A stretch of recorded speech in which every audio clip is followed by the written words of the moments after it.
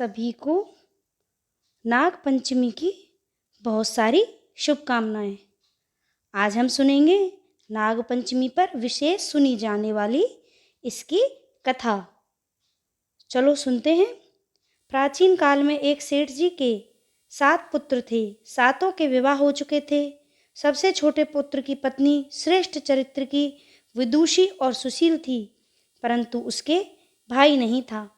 एक दिन बड़ी बहू ने घर लीपने को पीली मिट्टी लाने के लिए सभी बहुओं को साथ चलने को कहा, तो सभी दलिया और खुरपी लेकर मिट्टी खोदने लगी। तभी वहां एक सर्प निकला, जिसे बड़ी बहू खुरपी से मारने लगी। यह देखकर छोटी बहू ने उसे रोकते हुए कहा, मत मारो इसे, यह बेचारा निरपराध है। यह सुनकर बड़ी बहू ने उसे नहीं मारा। तब सर्प एक ओर जा बैठा। तब छोटी बहू ने उससे कहा, हम अभी लौट कर आती हैं, तुम यहाँ से जाना मत। यह कहकर वह सबके साथ मिट्टी लेकर घर चली गई और वहां काम काज में फंसकर सर्प से जो वादा किया था उसे भूल गई।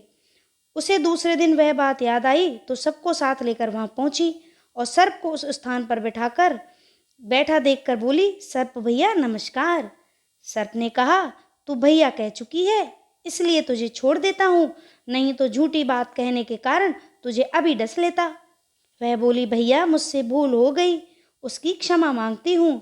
तब सर्प बोला, अच्छा, तू आज से मेरी बहन हुई और मैं तेरा भाई हुआ, तुझे जो मांगना हो मांग ले। वह बोली, भैया मेरा कोई भी नहीं है, अच्छा हुआ जो तू मेरा भाई बन गया।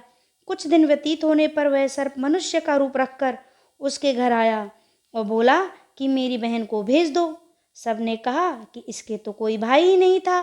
तो वह बोला, मैं दूर के रिश्ते में इसका भाई हूँ, बचपन से ही मैं बाहर चला गया था। उसके विश्वास दिलाने पर घर के लोगों ने छोटी बहू को उसके साथ भेज दिया।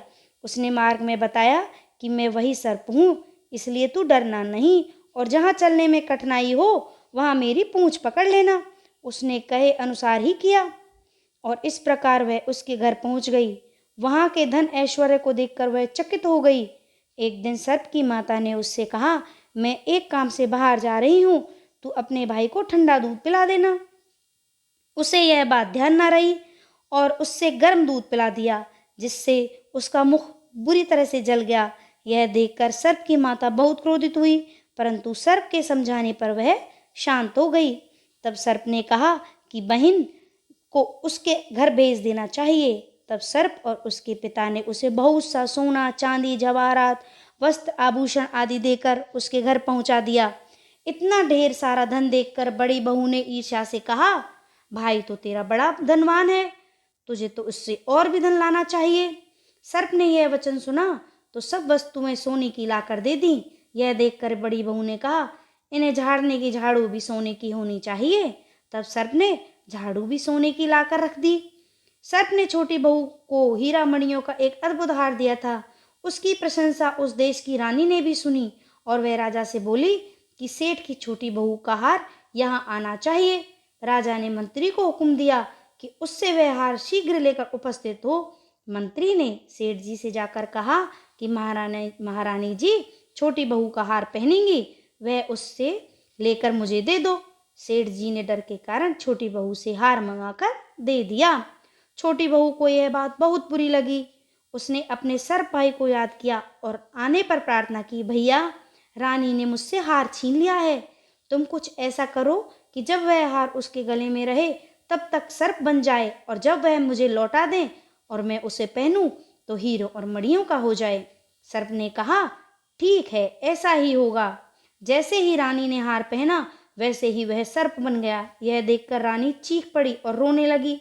यह देखकर राजा ने सेठ के पास खबर भेजी कि छोटी बहू को तुरंत भेजो। सेठ जी डर गए कि राजा ना जाने क्या करेगा। वह स्वयं छोटी बहू को साथ लेकर उपस्थित हुए। राजा ने छोटी बहू से पूछा, तूने क्या जादू किया है, मैं तुझे दंड दूंगा। छोटी बहू बोली, राजन मेरी दृष्टता क्षमा कीजिए, यह हार ही ऐसा है कि मेरे गले में हीरों और मणियों का रहता है और दूसरे के गले में सर्प बन जाता है। यह सुनकर राजा ने वह सर्प बना हार उसे देकर कहा, अभी पहन कर दिखाओ। छोटी बहू ने जैसे ही उसे पहना वैसे ही हीरों और मणियों का हो गया। यह देखकर राजा को उसकी बात का विश्वास हो गया और उसने प्रसन्न होकर उसे बहुत सी मुद्राएं और पुरस्कार भी दिए। छोटी वह अपने हार और इन सहित घर लौट आई। उसके धन को देखकर बड़ी बहू ने ईर्ष्या के कारण उसके पति को सिखाया कि छोटी बहू के पास कहीं से धन आया है।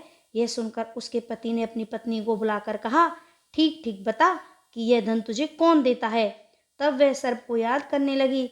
तब उसी समय सर्प ने प्रकट होकर कहा, यदि मेरी धर्म बहन का आचरण प्रसन्न करेगा तो मैं उसे खा लूंगा। यह सुनकर छोटी बहू का पति बहुत प्रसन्न हुआ और उसने सर्प देवता का बड़ा सत्कार किया।